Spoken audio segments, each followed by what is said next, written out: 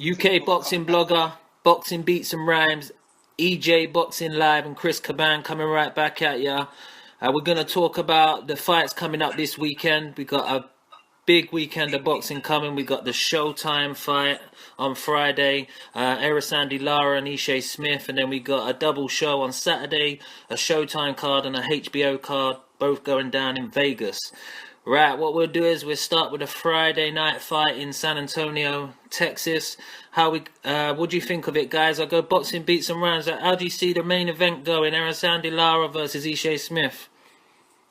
I expect CHAVES-LARA to beat Ishe Smith fairly comfortably.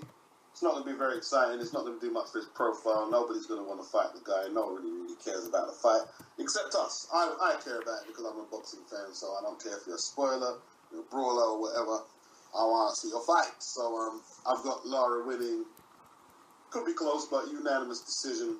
Ishe should show his usual durability. Nothing much more than that, you know. How about you, Errol? Oh yeah, that fight there, man. That's that Ishe. You know, it depends on Ishe, but Lara should win. Lara got a lot to prove, man. Lara just came off arguably like a loss, but most people had him winning. And Ishe blatantly show up to defend his belt for the first time. So Lara should win that fight, man. I don't know what Ishe's doing. I think Ishe, I don't know Ishe, you know, when he got the world title, that was it for him. But Lara's still ambitious to do things in the 154 division. So I take Lara to win that comfortably on points by unanimous decision. Cool. What about you, Chris? How you seeing that fight going down? I think it's going to be a stinker, but I got Lara winning a unit. Yeah. All right. Well, yeah. I personally, I got Lara winning that by unanimous decision. Hopefully, it'd be nice just to see how Lara comes back after the controversial Canelo loss. You know, obviously Ishe's coming off. I think he's had a win after his tight, close decision loss to Molina. So, you know, I reckon it's a close, competitive fight. But I think CHAVES-LARA should just outwork him over 12. But I would like to see Lara win spectacularly and announce himself back on the world stage again, and that's what I'm kind of hoping for. And it should be a good fight. Right. So what we'll do is we'll move on to. Before we move on, sorry, I just want to ask this, Paul. I want to stick with this fight. Yeah. If you're a world title contender like Lara, yeah, and your last fight, you kind of stuck to play. Why would you fight Ishe Smith to get back in? I don't get that matchmaking. Ishe Smith is a former world champion. I know. Listen, I'm not saying he's too weak. I'm saying the style. Yeah. To complement Lara, you could just picture this fight from now looking bad. Yeah. It puts him in a ranking, maybe for the IBF belt, because he's a former IBF champion. So maybe they want to try and go after K9 Bundles. That's all that probably is. It's just to get on the IBF ranking, probably. There's political moves why they do certain things, because Floyd's got the other two belts locked up, and the only other belt is what? It's the IBF belt. How do you get into that? Yeah, but Lara's got the WBA belt. Half the point of boxing, is not just to get ranked. You have to look quite good. You have to look good as well. Smith is not going to make him look good. Nobody looks good against Ishe, really. Who looks good against? Who looks good against? against? Lara either, but no one looks good against Lara either. That's why I say it's going to be a stinky looking fight. Yeah, but I mean, for both of them to take the fight if they both want to get back in contention. Yeah, but it's just one of them fights they have to fight in it. When I saw Lara versus Trout, that wasn't a styles pleasing fight. He looked like it was, you know what I mean? I actually like that fight. I actually enjoyed that fight. I did. Stylistically, I didn't think. I thought because both of them move a lot, you didn't think it was film, but he actually turned into something different. So maybe this fight might be different because it might be not what we expected. But the reason why you asked the question, what I think anyway, why they've took that fight is to probably get into the ranking, try and go after K9 Bundles. That's what I think.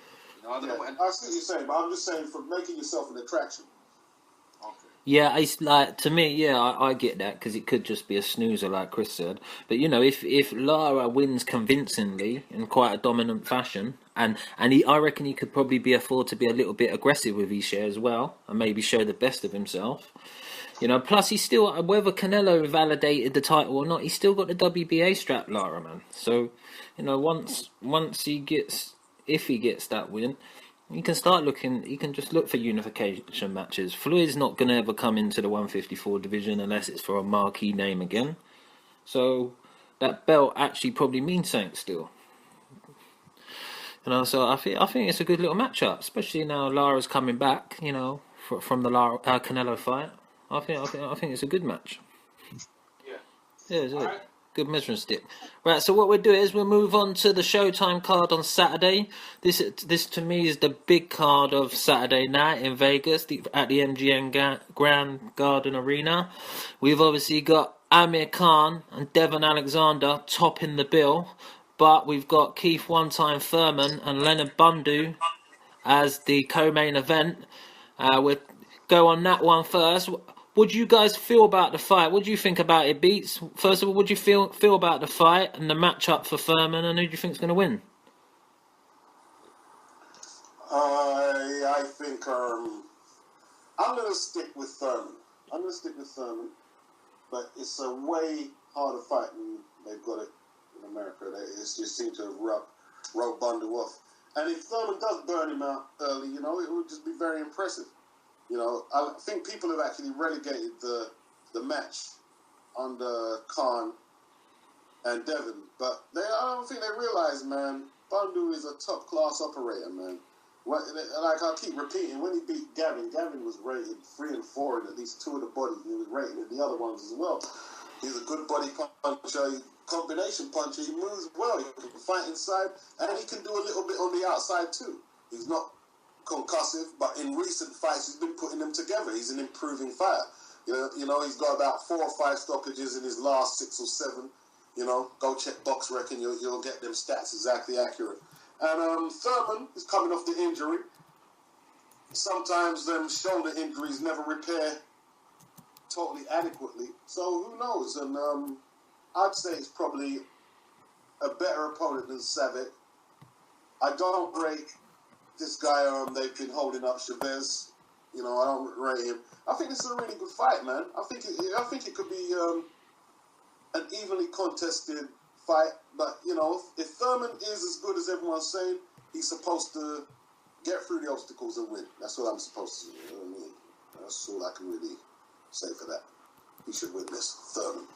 Nice. So Beats has got it down to Thurman, but it's going to be a tough fight. How do you see it, Errol? Yeah. Are we doing the Thurman? So is it the Thurman and Bundu fight you're asking me about? Yeah. Yeah. The first one, yeah. Okay. All right. Yeah.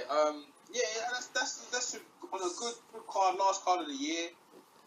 Thurman and Bundu. A lot of people don't know about Thurman over here in the UK. We know about Thurman. We've seen him get bashed up.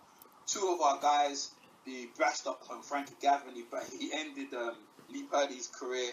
And he's done a good job in it. And he's had that European belt for a while. I mean, that's the only defences we've seen of the European belt. But apparently he's had quite a few other defences and been doing it. He's undefeated.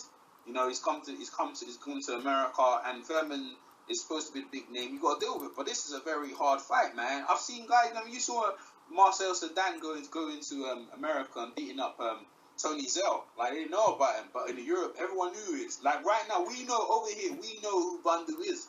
And trust me, we wouldn't be surprised if Bundu comes back, bashed up Keith Thurman. But the odds maker could probably got Keith Thurman, big puncher, is probably going to win. But, like, let's look at the thing. Keith Thurman's been out with an injury for his shoulder. Bundu's been active. He's been active. He's never lost. And, it should be a really high competitive fight, I don't know if Keith Thurman's people really looked at Bundu that seriously, because maybe they heard the name and probably think he's a bum, but they're gonna find out. But and for me, I'm gonna go with the underdog, so I'm gonna pick Bundu by upset, man. Maybe Bundu by decision, but I'm just gonna drop the thing because I don't want to just be like everyone else. But I actually really do believe that Bundu can do the upset, so I'm rolling with Bundu on that one. Nice, well said, Errol. So how you got it, Chris? I got Keith Thurman winning, but I wouldn't be surprised if Bundu beats him. I wouldn't be surprised if that happens. And I think Bundu is a live body. And he's going to cause Thurman a little bit of problems, but I got Keith Thurman winning the fight. Cool. Yeah, see, I'm gonna have to agree with Chris and Beats. I see Thurman winning the fight, But I do think that everyone's, especially in America, and some of the fans of either Furman or the fans against Furman, they've kind of dismissed Bundu. Where Bundu, for various reasons, one because he's unknown, and two because they look at his age on BoxRec and draw some assumption that must mean like he's not that good, you know. But he's had some decent wins, that guy, especially of late. He fights hard the full 12 rounds. You know, he beat guys that undefeated. That Daniel Petrucci over in Italy. That was like, well, he had a couple of fights with him, but that was a good win. He was a long reigning European champion, and obviously he's done some high level prospects in the UK. Well, I wouldn't say Lee Purdy, but he beat him. And he beat Frankie Gavin, an undefeated guy from the UK, which was a big win for him last time out. Yeah, so I do see that he's coming over to America with a lot of ambition, and he's a solid 12-round fighter. You know, but that being said, I think if Furman's the real deal, and the kind of things you guys were mentioning a minute ago with his shoulder surgery and that don't give him any problems, he should be able to beat him. And if he beats him in good style, as Beat says, you got to give him good props for it. So I think you can't, like, if he does do that, no one can downplay the victory like Bundu was nothing. I think it's a good, credible matchup, and I think Furman wins for me. Right, so there's all our predictions. That's three Furman wins to a Bundu win. So we all agree on that one. So what we'll do is we'll go to the main event before we talk about the rest of the card. We got Amir King Khan versus Devon Alexander. How are you seeing that one, Beats? Beats? I'm going to go for Amir Khan. I'm going to go for Khan. But he's not going to look impressive on points. He's not going to look impressive. And I don't know. I for some reason, I've just never been that sold of Devon. Everyone spoke how great he looked against Matisse. To me, he didn't win that fight. He didn't win it. He looked good against Randall. He boxed him exactly the way he was supposed to. I don't know. I got a feeling if Khan gets it right, he should be able to get through on points. He should be able to get through on points. Yeah, right. There's Beats' prediction. So how are you seeing it, Errol? Yeah, the way I see that fight, man. I was in the gym talking about it today. I was talking with Spence Oliver, and he was saying that they've cherry picked him. They've cherry picked Devon because they know he ain't got no power. And like, you know, for Khan to look good against this showcase for Khan. Well, I said, well, if you look at his resume, some of the people he fought at 140, he was pretty good. His resume was pretty good at 140, as is Amir Khan's. But to me, honestly, let's look at what they've done at 147. Well, Devon's a former champion, man. Devon's won a champion. He's defended his belt. Maybe underestimated Sean Porter, but he's not underestimated Amir Khan. Now look at Amir Khan's first fight at 147, and like really and truly, yeah, he bashed up Louis Collazo, but yeah, and Louis Collazo would give him some trouble, but old Louis Collazo, well, I'm not going to take away, he bashed up Louis Collazo, but for me, Devon's done better things at 147 than Amir Khan has. Amir Khan is still adjusting to the weight. I think Amir Khan is not going to be the Amir Khan of old on his feet, moving around, this and that. He's going to try and put some power on Devon, and that's going to shoot Devon fighting. Devon can just counter punch him, this and that. I mean, people say Amir Khan got the hand speed. Devon's got some hand speed of himself, and he like turning, maybe like not power, but he can give him some trouble. So for me, again, I'm going for the underdog. Again, I'm going for Devon. I feel Devon's got the skills to do enough, man. I think Khan's going to be shocked by what Devon's bringing, but having saying that, man, like, you know, it is like more or less a 50-50 fight, if I want to call it. So I'm just going to go with Devon. As far as I can see, Amir Khan hasn't shown me anything at that weight class. I'm going to go for the proven guy at that weight class and the former champion. So that's who I'm going with. Because look, Amir Khan was supposed to fight Devon, yeah, and he supposed to fight Devon before, and he didn't fight when Devon was the champion. That fight was supposed to happen, and he tried to fight Floyd, thinking, oh, I'm going to go for that big money fight, you know. But the reason why he didn't think, because he knew that was going to be a tricky fight. But now he's forced into this fight. Devon's hasn't got a belt no more. So for me, yeah, Devon. I think Devon's going to win on points, unanimous decision. So that's the way I see it. All right, there we go. There's EJ Boxing Live's prediction. What you got, Chris? I disagree with Arrow, I think Amir Khan is going to outwork. I think Amir Khan is going to outwork Devon. I think there's going to be a UD. He's going to be holding a lot, but I think he's going to outwork him. Yeah, see. He might have a little trouble, might get tagged a few, because I don't think if his chin hold up, but if his chin hold up, I think he'll beat Devon. I think he'll beat Devin easy. I think he can outwork him, because Devin don't throw a lot of punches to me. Yeah, there's some fights that Devin lost that I thought he lost when he fought. What's the guy from overseas? Beats at 140 he fought. Junior Whittle. Not Matisse, the other guy. Kotelnik. Who? Kotelnik. Kotelnik. I thought he got beat by Kotelnik and Matisse. That was a close fight. He looked terrible against Porter as well. Terrible. Yeah, he got bulldozed against Porter. Yeah, well, I have to agree with Beats and Chris on that, Errol. I see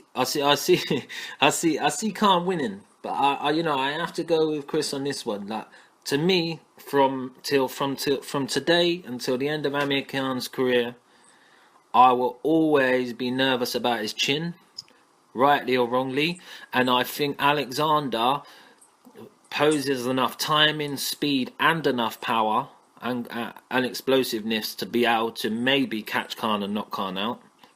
So I think that is always going to be a risk. If he hits him with a clean enough shot and follows up nicely, he could probably take Khan out in the right circumstance. So I think that is a genuine risk. But, I do feel like, I personally think Devin Alexander's best days were at 140. But then again, he lost the biggest fight at 140. But, Alexander, I don't think he's like, if Amir Khan's cherry-picked him, I don't think that is the wisest move in the world, because Alexander's fought high level, other than KRIS and Lee Purdy, which is like a pretty much last-minute replacement. He's fought, all he's done is fought world champions, quite high-level guys. And he's been in there with some big punches as well. So I think Alexander's a little bit underrated. So if Khan does beat him, which I think he probably will, he'll just outspeed him and just use repetition in movement the whole time. Just work on pumping out the jab and some nice angles with his punches, and just keep the boxing flowing, what he's been working on. And I think he wins quite dominantly, in my opinion, especially if Alexander comes with no ambition. Because I think that's it. You watch all Alexander's fights from one to another, sometimes he just don't show up, in my opinion. Like, sometimes he can come out looking great and really biting down and throwing off combinations. Other times he just don't want to work. Like, sometimes I think it's Alexander that just don't turn up. So depending on what kind of Alexander turns up, he either gets dominated or it's a nice, decent fight. But both times I see Khan winning unless he gets knocked out. So I don't know what you guys think. We'll pass it around the panel. But if Khan wins in fine style, where do you think it puts him in the welterweight division? Beats, where do you sit? One of the belts, just as a contender for one of the belts. You don't think? A former IBF champion puts him right in line with Kell Brook, mate. Yeah, it sets him up. Yeah. He may definitely make a statement. He's more realistic than Floyd. He keeps telling everyone should demand. I think he don't realise that people are seeing his career play out, and I mean it's been good, but people ain't that overwhelmed by it. People ain't. I think he thinks people view him as a boxing god when they don't. They just don't. He nearly got beaten by Julio Diaz, man. Come on, man. He's a decent fighter. I think he needs to appreciate that he's just one of the many contenders at welterweight trying to establish himself. What if he comes out? Sorry, Beats. What if I put it to you? What if he comes out and beats Alexander in a clean, decisive way? I mean is not by the way Porter and Bradley have done it. I mean in a way where he outspeeds him and lands clean, precise, beautiful punches throughout the fight, and is either completely dominant in every way, just showing great great skill or in a brutal fashion takes him out, would that kind of victory be enough Look, right at this stage to separate himself? If you're talking about making yourself a mainstream attraction, you have to get a KO or a conclusive stoppage, and he doesn't have the power to do that, in my opinion. He's not gonna do no conclusive stoppage victory over Devin. Devin's too crafty for that. Chin's too good, and Ami don't punch hard enough. You know, I think he's gonna grind out a win. Which, you know, look, if Floyd gives him the fight, all well and good, but he's got to realise he's at the beck and call of Floyd. No one's demanding it, bro. No one's demanding it.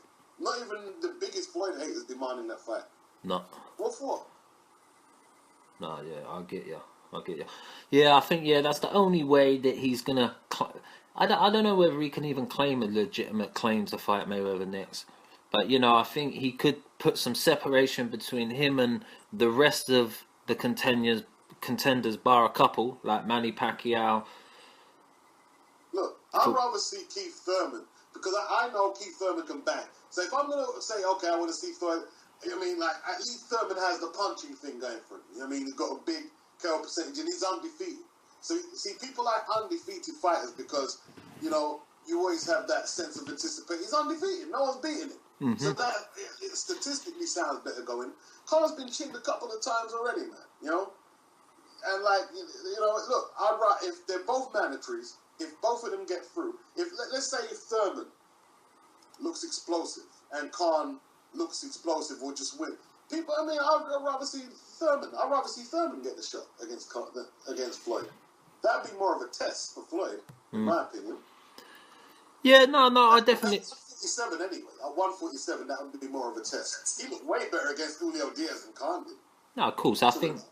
Opponents at 147. Of course, yeah, no, I get what you're saying. Yeah, I personally myself, I'm not crazy about it, you know, but what I do think is, you know, Khan did surprise me. I thought he was crazy fighting Collazo last time, and I was very surprised how strong he was up close, and the way he actually, because apparently Collazo is like one of the most physically strong welterweights that you can clinch with, coming from Paulie Malignaggi, but, you know, that's his opinion, but I was surprised by that, man, and when he breadbasketed him as well, man, and he did seem to have a little bit more strength and power up at 147, and if he manages to do something against Alexander that no one else has done, you know, I do think it elevates his status, like, in the 147 division, for me. You know, he's always going to have that chin problem, but he's got speed going for him, you know, so... He has to win first. He has to beat Devin.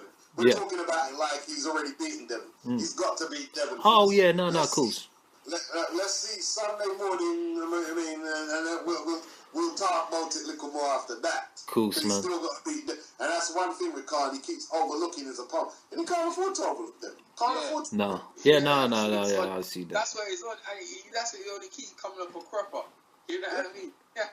Because he did that with Danny Garcia. He might be doing. The thing is, he got him fighting like Andre Ward.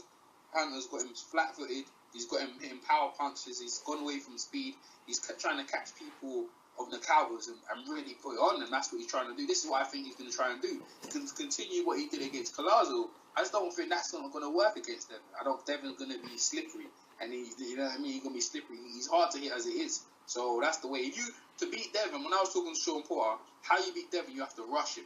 You have to rush and smother him and batter him and bruise him. Smother him like Tim Bradley, Hal Porter. That's how you beat Devin. If you try and box him, you're fucking having a laugh, mate. That's why I pick him. So I'm picking him. Well, that's a good point. See, that's two guys to beat him have smothered him out. Well, that's how you beat him. You have to completely go in. You have to completely just go in there and blatantly thing. And if Khan don't do that, he might try and do it, but he's not really primarily. He's still a boxer. I told Spencer because when things don't go anywhere after 5 rounds, he starts rat-a-tat-tatting, throwing uppercuts on the ground, and that's where you can get him with the hooks. So after 5 rounds, Khan's the best 5-round fighter on the planet. Like, that's what the guys in the trade would tell him. But after 5 rounds, he's doing. Devin just proven will stick to a game plan throughout. He doesn't get if you mess up his rhythm, right? Then it's another thing. But to mess up his rhythm again, you have to go in there to take him out. If you're not willing to do that, you're not going to beat him because all them Braves chasing after him. like Madonna and them, he can out slick you, but like Chris pointed out, them guys you arguably beat him. So that's the way you have to beat him. You have to fuck him out.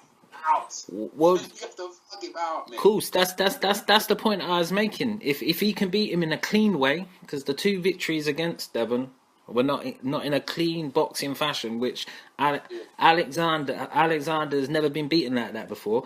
If Khan can do that clean, and that's the only way he can do it, in my opinion, right? So if he can do that clean, that's got to elevate him, you know. And if he managed to do it in fine style, you know, it surely, because you can't even though I'm gonna pick Khan to win this fight, you can't sleep on Alexander. Every guy that he's fought has been a world champion except for KRIS and Lee Purdy since he won the title against Junior Witter.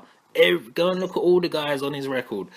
One good fight, high level fight, world championship level fights against other decent world championship fighters that all have some strong attribute that he's gone in there with time and time again, man. So he's only lost in them kind of fights to physically strong guys who roughed him up a bit, went charged in at him like you said, Errol.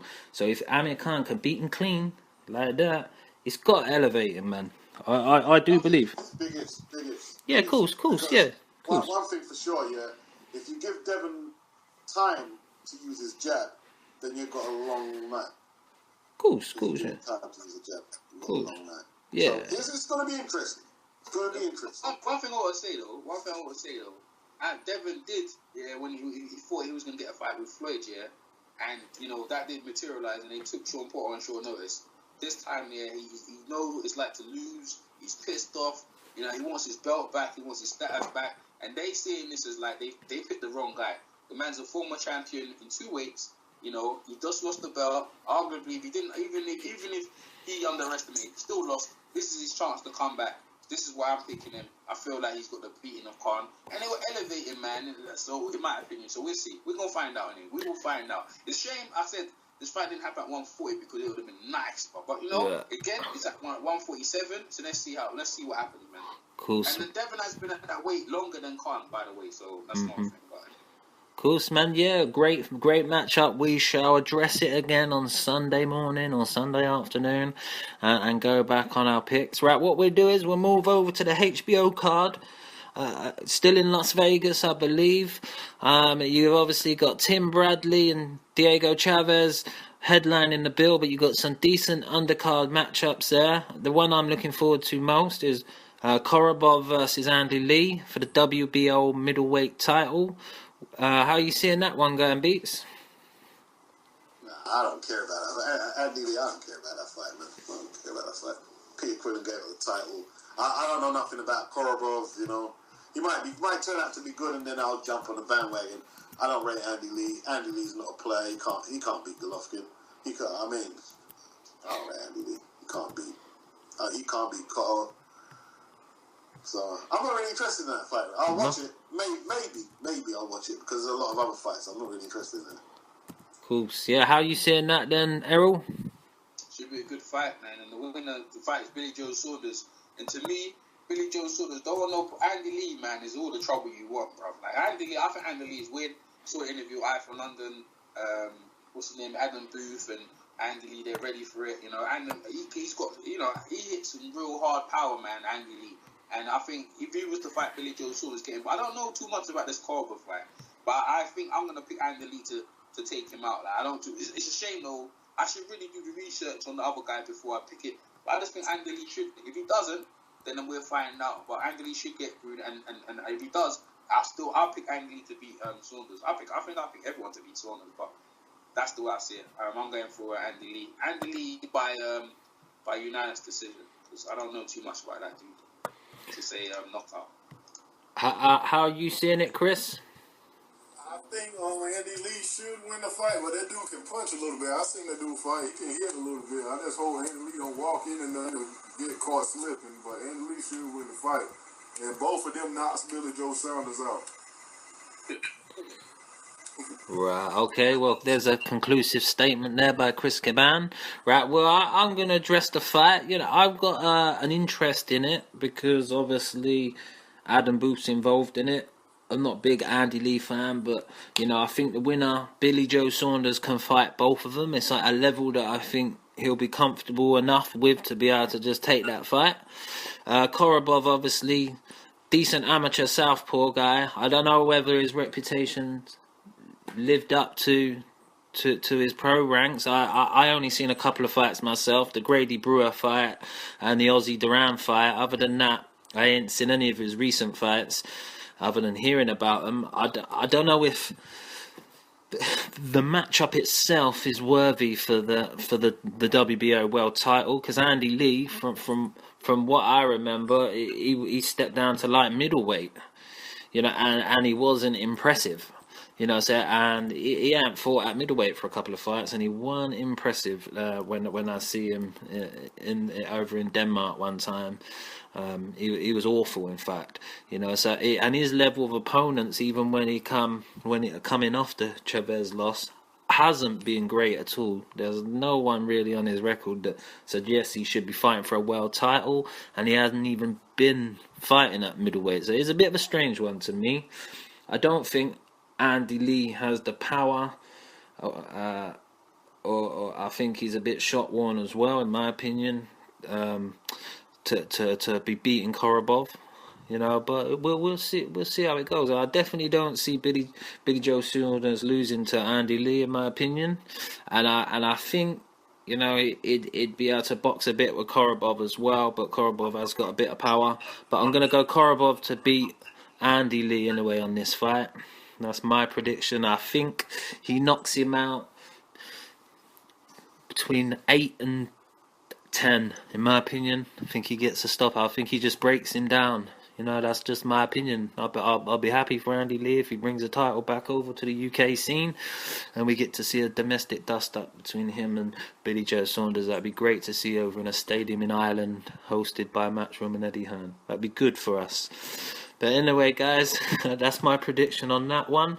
What we'll do is we'll move on to the main event, which is well, unless you guys want to touch on the Herrera versus Benavidez fight for the interim title. Anybody got anything on that? What interim title?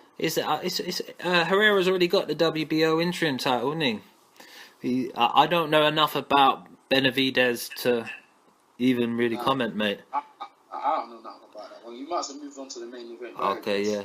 I think Vasquez Jr.'s son knocked him out a couple of fights ago. Other than that, don't know nothing about the dude. So we'll move on to Tim Bradley versus Diego Chavez.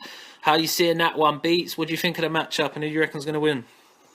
Well, you know, like, if Bradley struggles to beat or loses to this guy, then it would just show clear deterioration in this guy. Like, I'm sorry to the Thurman fans. You know, you've tried to sort of like hold up Chavez in the game to sort of like give credence to Thurman's win, but you know, Chavez is going nowhere, man. I mean, indiscipline, bad conditioning. You know, like this guy Bradley's supposed to outbox easy. If Bradley studies the tactics, he'll outbox this guy easy. Like, this guy might be live or a bit of a nuisance for a few rounds, but after 7 rounds, when his condition starts flagging, you know, and his technique starts dissolving, Bradley is just supposed to eat this guy up. Not knock him out, but to output him easy. Yeah, I agree with you. Yes, yeah, he should win comfortably. If Bradley, who's on number 4 on the pound for pound list, he should win that comfortably, man. How are you seeing it, Errol? Yeah, that's Bates has called it how it is, man. He's that Chavez guy ain't no good, man. You know, that last fight he had with Rios, man, it was terrible. And like, to me, I don't even know why people even touting him as anything special. Man, Bradley's got so many levels. But even Bradley on his worst day could beat that guy. That guy is terrible. I see Bradley outpointing him. I know Chavez does pack a bit of punch, does hurt a bit, but like, he didn't really do anything to Rios, really. Bradley should win that fight fairly comfortably, man. He's been off for a bit, Bradley, and his psychology was scarred. I mean, I talked to him after he lost against Pacquiao, me and Sevier, and he seemed like he was quite doomed up by that. He just wanted to knock him out because he was upset about last thing. I wonder if he sticks to his game plan, comes out and does what he do, he should beat. If he goes off his game plan, I can't guarantee what's gonna happen, bro. Because when he goes off his game plan, man, he does stupid things, man. And against Pacquiao, he did that. So if he goes off his game plan that way, things could happen, man. He get floored a couple of times. But even if he got floored a couple of times, I still like him to get back off the ground. He's got experience. He's been on the canvas before to get him dust himself off and still outbox him. I don't see Bradley should win in every facet. Even if he's got knocked down, I see Bradley still getting back and outpointing him. So I got Bradley by a unanimous decision. Bradley don't hit, if you can see by his knockout percentage, he don't hit that hard enough, but he's got hard enough to respect. So I see him just outpointing him by a unanimous decision. So that I'm going with Bradley. Cool, yeah, right. So how you got it, Chris? Bradley should win this fight easy if he don't abandon his game plan and do nothing stupid. Chavez can't fight in the inside. He got horrible footwork. I just see Bradley beating him at every aspect of the game. He can't match Bradley in nothing. He hits harder, but that's about it. As far as boxing, he ain't really that good. He can't fight on the inside. He don't throw jabs. He throw with them wide looping stupid punches. Bradley should win this fight easy. Yeah, well said, Chris. Right, well, you know, I think the Furman fans, they do overplay that victory, the Chavez victory. But you know, at the time, you know, Chavez was a knockout artist. He was the interim champion, and he was on a tear, and he was undefeated. You know, he took out the that French dude El Masoudi. I never heard of him. Yeah, he beat Suleiman Mumbai for the WBA title. Wow.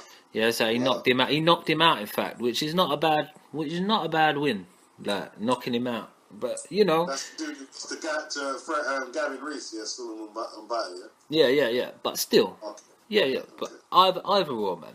But you know, he's an alright. Diego Chavez, for what he was at that time. You know, I think Furman's victory there was alright, man. 2 undefeated fighters, man. Power punchers coming together. It was an alright fight, you know.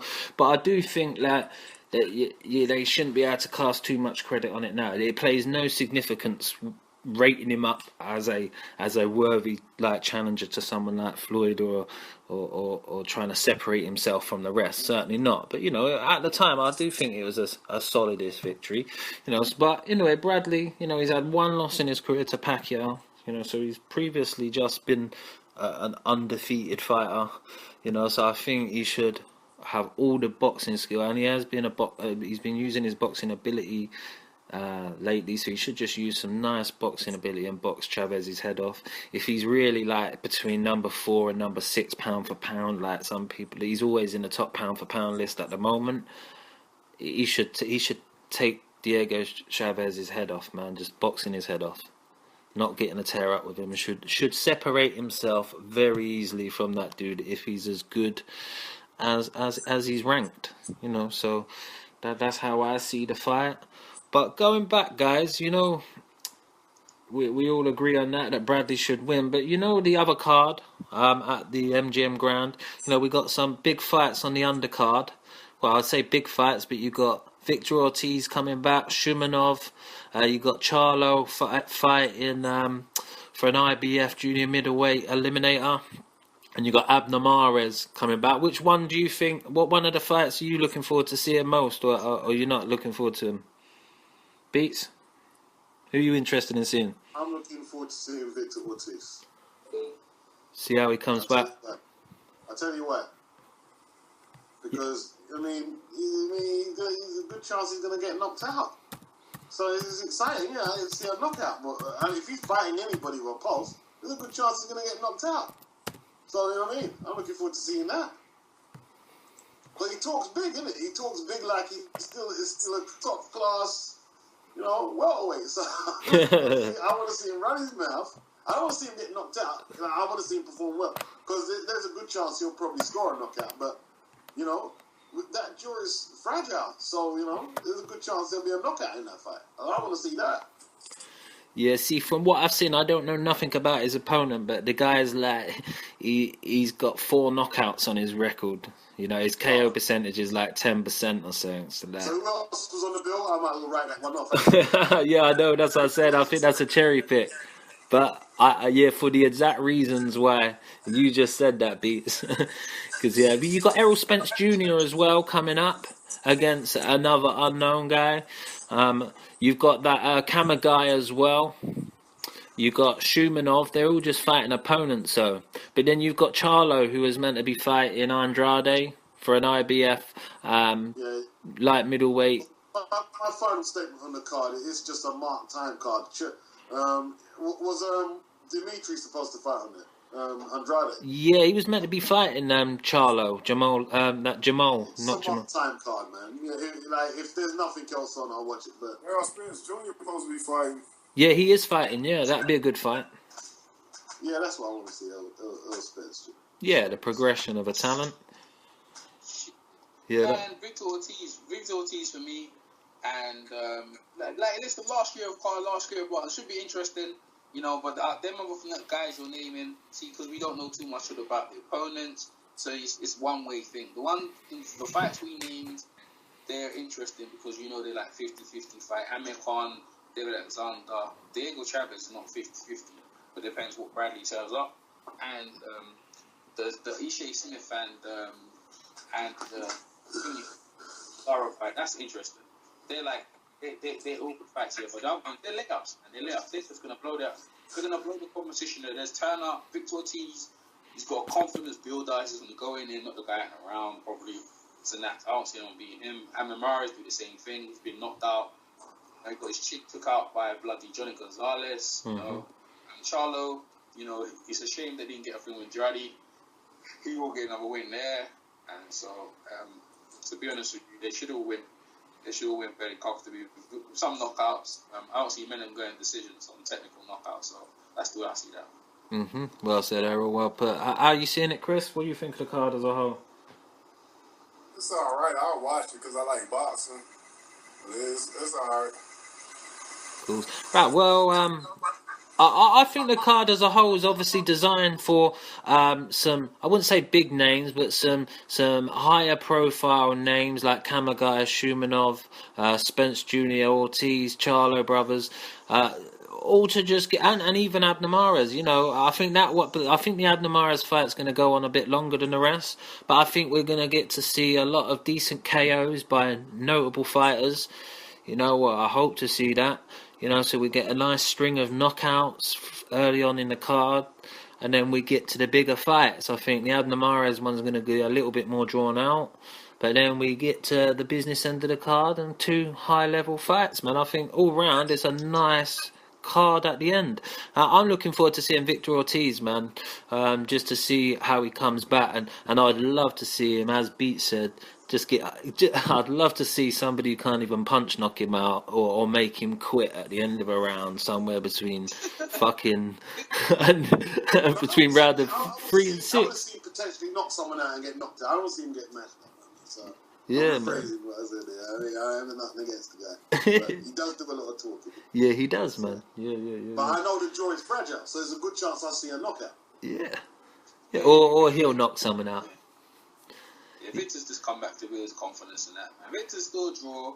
Like them other guys, they're still Golden Boy still like them, so they're giving them a shot. Whatever. It's the double fights we named the more interesting fights. We don't know the opponent not that well, but it's not, you know, it shouldn't be that competitive. But we shall see. You know, upsets might happen. I ain't putting no money down there. I don't recommend anyone listening to this video should put any money down on it. But some interesting fights right there. Cool. So on that note, we look to Victor Ortiz to come back and cement his legacy as the greatest fighter ever, or one of the greatest fighter ever, in his own words. So we shall be looking forward to him doing that. And on that note, this is UK Boxing Blogger, Boxing Beats and Rhymes, EJ Boxing Live, and KRIS CABAN out. Peace.